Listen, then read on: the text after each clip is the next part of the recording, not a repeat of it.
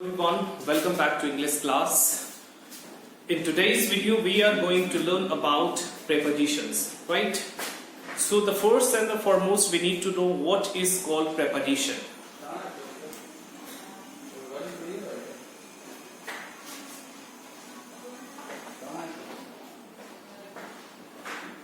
Preposition, right? It is said preposition, not preposition. Most of the person they speak preposition, that is an error there. वहां पे क्या है, एक error है. So हमको क्या करना है, इसको बोलना क्या है, preposition, not preposition. That is preposition. Okay? So preposition की अगर बात करी जाए तो ये बन गया अपने आप में दो शब्दों से, pre plus position. जहां पे pre की मीनिंग जो है बिफोर, एंड अगर पोजीशन की बात करें अगर, तो इस पोजीशन की जो मीनिंग होती है that is all about place. Pray, ये बिफोर की अगर हिंदी की मीनिंग की बात करी जाए तो ये होता है पहले, और प्लेस की अगर बात कर ली जाए तो इसका अर्थ होता है स्थान. ओके, इसका अर्थ होता है क्या, स्थान. तो यहां पे अगर हम बात करें प्रेपोजिशन की, तो प्रेपोजिशन की जो डेफिनेशन निकल कर आती है, ये बेसिकली ये कहलाता है हमारा एक relating word. You can simply define it relating word. Preposition is called a relating word. Why it is called a relating word? Because यहां पे प्रेपोजिशन की अगर बात करें तो यहां पे जो हमने देखा कि बिफोर का अर्थ हो गया पहले, और पोजीशन का अर्थ प्लेस, स्थान. यानी कि ये होता क्या है प्रेपोजिशन, ये किसी भी सेंटेंस में प्रेपोजिशन जो होता है, अगर हम प्रेपोजिशन को समझे तो ये प्रेपोजिशन हमेशा किसी भी सेंटेंस में या तो नाउन के पहले आता है या फिर आ जाता है जी प्रोनाउन के पहले. So generally preposition comes before a noun और pronoun in the sentence, right? और ये क्या करता है भैया, मैंने यहां बताया प्री का अर्थ हो गया पहले और पोजीशन का अर्थ हो गया स्थान. तो ये किसी नाउन या प्रोनाउन के पहले आता है, और इस नाउन या प्रोनाउन की स्थिति को, ये जो सेंटेंस में जो अलग अलग वर्ड्स होते हैं, सेंटेंस में जो अलग अलग वर्ड्स होते हैं, उनके साथ इस नाउन या फिर इस प्रोनाउन की स्थिति को बताता है, रिलेट करने की कोशिश करता है. So that's why it is called a relating word. इसको अगर डिफाइन करें हम तो हम बोल सकते हैं a preposition is a word that comes before a noun, pronoun to show its relation with other words of the sentence. So a preposition is a word that comes before a noun, pronoun to show its relation with other words of the sentence. यानी कि preposition किसी भी sentence में noun या pronoun के पहले आता है. प्रेपोजिशन किसी भी सेंटेंस में नाउन या प्रोनाउन के पहले आता है, और उस नाउन या प्रोनाउन के पहले आकर ये क्या करता है, सेंटेंस में उसी नाउन या प्रोनाउन के रिलेशन को उस सेंटेंस में यूज हुए जो दूसरे शब्द हैं, जो अदर वर्ड्स हैं, उसके साथ इस नाउन या प्रोनाउन के रिलेशन को जोड़ने की कोशिश करता है और जोड़ता है, right? So that's why preposition is called a relating word, or you can also define like this, right? So now it's time to learn about a few uses of prepositions, right? Like on and by. Okay?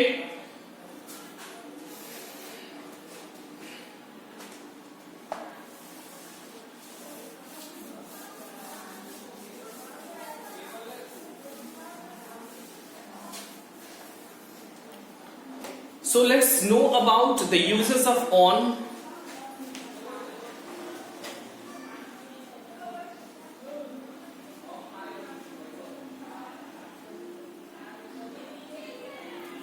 The first use of on says, where on gives the Hindi meaning पर, right. जहां पे on की Hindi meaning निकल कर आती है पर के सेंस में, is used before a noun pronoun to show the sense of touching। First जो यूज हमारा ऑन क्या कहता है कि ऑन की हिंदी मीनिंग होती है पर, और ऑन का यूज हम किसी भी नाउन या प्रोनाउन के पहले करते हैं जहां पे उसकी हिंदी मीनिंग निकल कर आती है पर, और वहां पे वो क्या करता है भैया, वो सेंस देता है सेंस ऑफ टचिंग का, राइट। यानी कि सेंस ऑफ टचिंग का वहां पे भाव आता है। अगर एक चीज किसी दूसरे चीज के संपर्क में आती है, स्पर्श होता है, तो वहां पे हम ऑन का यूज कर सकते हैं। अगर कोई दूसरी चीज किसी दूसरे चीज को अगर क्या करती है, टच करने की कोशिश करती है, वहां टच होता है कंप्लीट, तो वहां पे हम ऑन का यूज कर सकते हैं। लाइक मैं अगर बोल सकता हूं, मैं अगर बोलूं there is a book on the table, right. So यहां पे हमने टेबल के पहले ऑन का यूज किया, ओके। और यहां पे ये बुक है भाई, तो बुक किस पे टच कर रहा है भाई, टेबल पे। सो दैट्स व्हाई हमने यहां पे ऑन को प्लेस करा। मैं अगर बोल दूं a cat is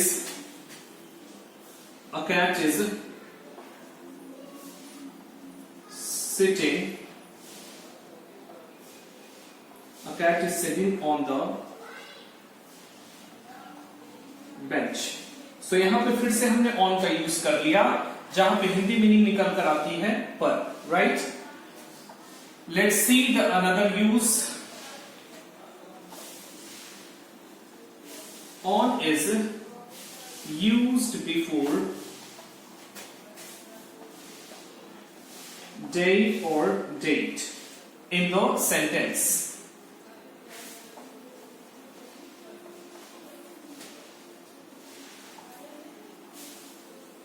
So let's see some examples here. Like he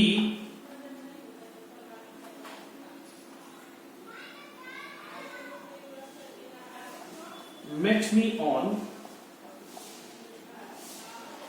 Monday। So Monday is the day here।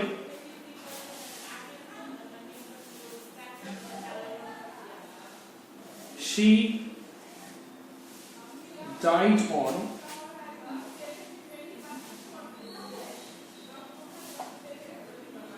March 2nd, 1989। यहां पे भी हमने ऑन का यूज कर लिया, ओके। सो यहां पे ऑन का यूज आप डे या डेट के पहले करते हो जहां पे इसकी हिंदी मीनिंग जो निकल कर आती है को। He met me on Monday, यानी कि वह मुझसे सोमवार को मिला। She died on March 2nd, 1989, वह 2 मार्च 1989 को मर गई, ओके। सो यहां पे मैंने अभी ऑन का आपको 2 यूज बताया है। मैं फिर से एक बार कैप कर दूं। ऑन की हिंदी मीनिंग पर निकल कर आती है जब ये सेंस ऑफ टचिंग देता है, पहली बात। और इसका यूज हम नाउन प्रोनाउन के पहले करेंगे बिकॉज डेफिनेशन में क्लियर हो चुका है that prepositions always used before a noun और pronoun, okay. So here is an example. There is a book on the table, a cat is sitting on the bench. And the second use, on की Hindi meaning को निकल कर आती है जब आप इसका यूज किसी दिन या तारीख के पहले सेंटेंस में करते हो। Like he met me on Monday, वो सोमवार को मुझसे मिला। She died on March 2nd, 1989, वह मर गई भैया कब, 2 मार्च 1989 को, राइट। चलो नेक्स्ट यूज अब देखते हैं। चेक योर टाइम, आप इसको जल्दी से नोट कर लें।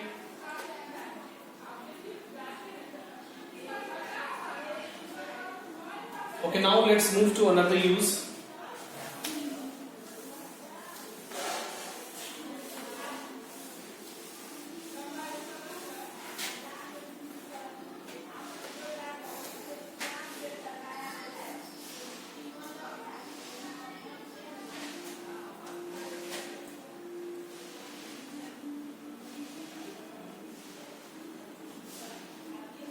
On is used before, on is used before an instrument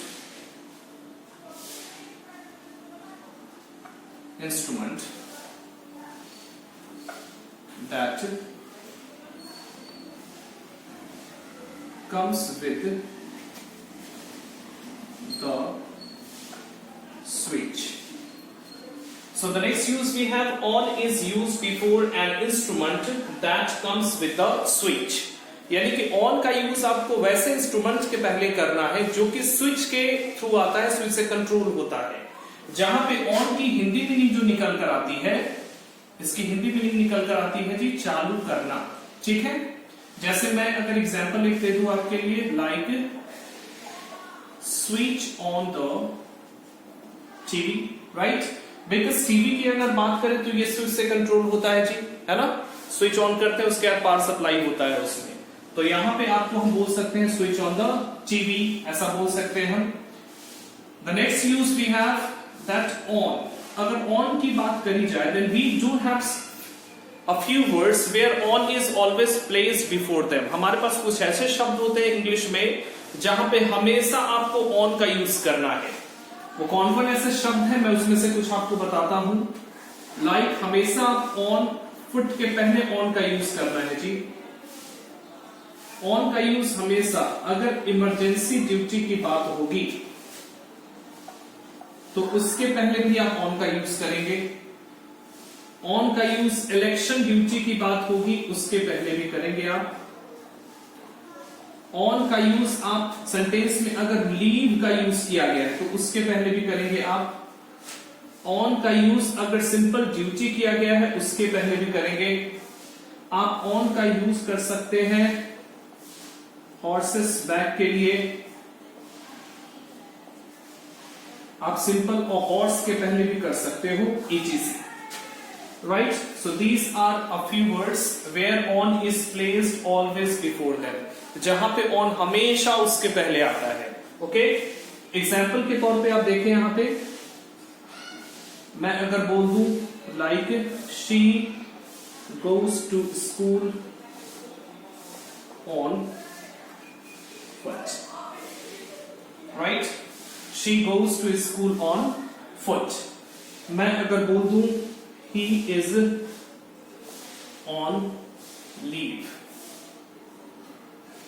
Okay, so I hope that आप ये on के जो मैंने अभी तक 4 यूजेस आपको मैंने बताया है, आप इन चारों यूज को आप समझ गए होंगे बहुत अच्छे से। मैं फिर से इस दोनों यूज को समझाने की कोशिश करता हूं। on is used before an instrument that comes with the switch, यानी कि किसी भी इंस्ट्रूमेंट के पहले on का यूज किया जा सकता है जो स्विच से कंट्रोल होता हो। जहां पे ऑन की हिंदी मीनिंग निकल कर आती है चालू करना। ठीक है, और दूसरी बात यहां पे ऑन का मैंने बताया आपको, ऑन का यूज कुछ ऐसे वर्ड्स होते हैं जिसके पहले हमेशा आप ऑन का यूज कर सकते हो, like foot, emergency duty, election duty, leave duty, horses back और हॉर्स, etc. etc. तो ये ऐसे वर्ड्स हैं जहां पे आप हमेशा इनके पहले ऑन का यूज करोगे। Okay, so these are the 4 basic rules of on. यहां पे मैंने आपको ऑन के 4 बेसिक रूल्स बताए हैं। ठीक है, जो कि हमारा एक प्रीपोजिशन है, उसको आपको ध्यान में रखना है और सीखने की कोशिश करनी है and try to apply it right where it is needed. जहां पे इसकी जरूरत हो आप इसको अप्लाई करने की कोशिश करें, राइट? सो अब हम लोग सीखेंगे भाई कि बाय का यूज क्या होता है सेंटेंस में। बाय भी हमारा एक बहुत अच्छा प्रीपोजिशन है, ये बहुत इंटरेस्टिंग है, इसके भी अलग अलग यूज आते हैं। So let's have a look, अब उसको समझते हैं।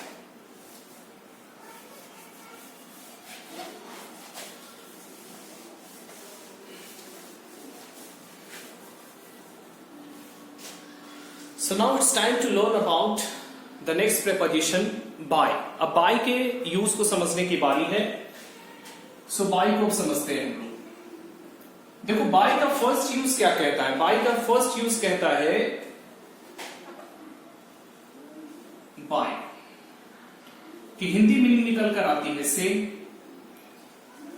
इज यूज्ड बिफोर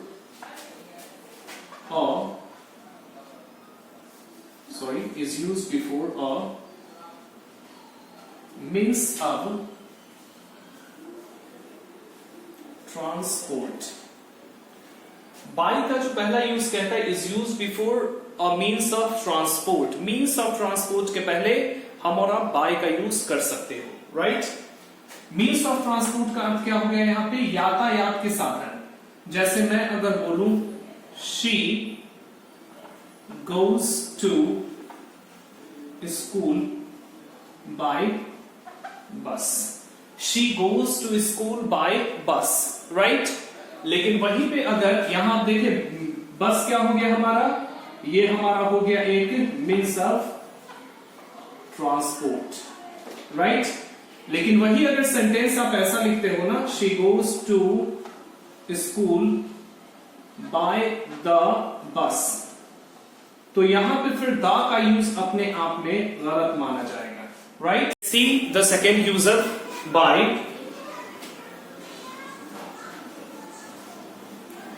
बाय की हिंदी मीनिंग होती है के पास। Is used before a noun और प्रोनाउन। बाय की हिंदी मीनिंग निकल कर आती है के पास, और इसका यूज फिर से हम नाउन प्रोनाउन के पहले करते हैं। लाइक मैं बोल सकता हूं जी come and sit by me, right. So यहां पे मैंने बाय का यूज जो करा, इसका अर्थ हो गया के पास, यानी कि आओ मेरे पास बैठो या मेरे बगल पे बैठो। के पास के मीनिंग में आ सकता है, के नजदीक के मीनिंग में आ सकता है, के बगल में के मीनिंग में आ सकता है। Okay, now see the third user bye.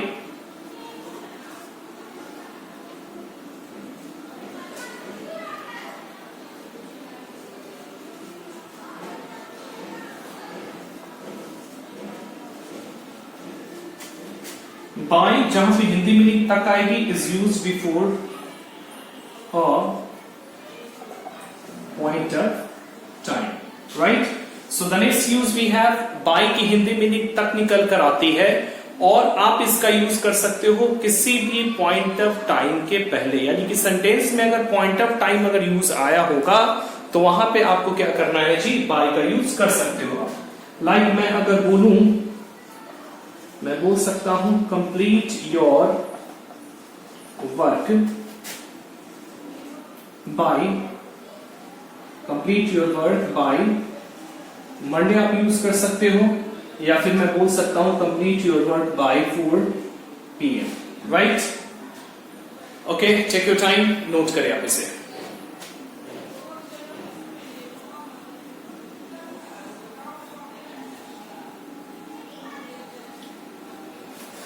Okay, now it's time to look the next use of by.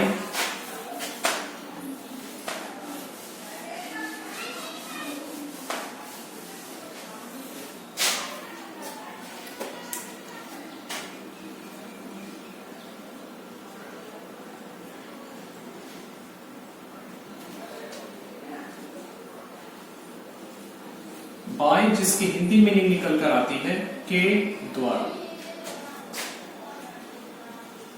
is used before